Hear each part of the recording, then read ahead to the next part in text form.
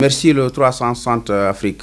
L'impression que j'ai eue au sortir de ces concertations politiques est très excellente. En réalité, après 7 jours d'échanges, de concertation inclusive, nous sommes parvenus à un certain nombre de résolutions politiques qui, en réalité, constituent une avancée majeure dans le processus de la démocratie en Mauritanie. Les points essentiels sur lesquels nous sommes tombés d'accord de façon consensuelle sont les suivants. Le premier, c'est d'expérimenter la proportionnelle intégrale au niveau des mairies, au niveau des conseils régionaux. Également au niveau des députations, 50% se fera sur la base de la proportionnelle intégrale et 50% scrutin majoritaire, c'est-à-dire tel qu'il est actuellement en vigueur. Il y a l'innovation majeure à consister cette fois-ci à la mise en place d'une toute nouvelle liste nationale dédiée spécialement aux jeunes. 11 sièges à pourvoir à l'Assemblée nationale seront dédiés aux jeunes, dont 2 réservés exclusivement aux personnes handicapées.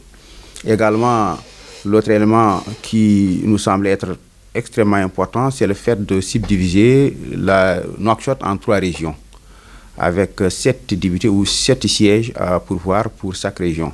Nord, sud et est.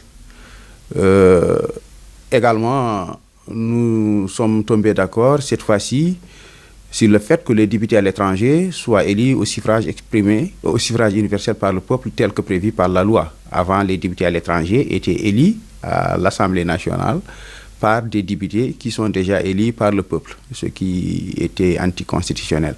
Nous avons pu, en tout cas, sur la base d'un consensus, s'entendre pour que la loi soit rétablie dans sa rigueur. C'est une opportunité pour nous de remercier tous les acteurs politiques, puisque chacun a fait preuve d'un sens aigu de responsabilité, de l'ouverture d'esprit. Et c'est cela qui nous a permis de parvenir à cette entente consensuelle politique. Je remercie aussi de l'autre côté le ministère qui a fait preuve d'une volonté réelle.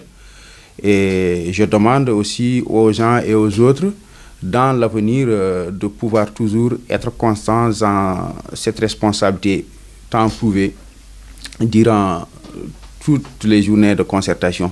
Puisque nous avons franchi une étape certes cruciale, mais il reste encore beaucoup de choses à faire puisque nous sommes engagés dans un processus. Cela n'est qu'une étape. Il reste beaucoup d'autres choses à faire, particulièrement le problème de l'état civil, le problème de la CENI, pas de la constitution des sages, mais plutôt des instances en charge des aspects techniques et des représentants de la CENI au niveau de l'intérieur et leurs prérogatives, puisque nous voulons aussi qu'il y ait vraiment de rigueur par rapport à cela. Puisque, c'est vrai, nous sommes tombés d'accord sur beaucoup de choses qui nous semblent être très importantes, mais il faut aussi permettre à tous les ayants droit de jouir de leur état civil pour les permettre d'accomplir leurs droits civiques au moment venu. Je vous remercie très sincèrement.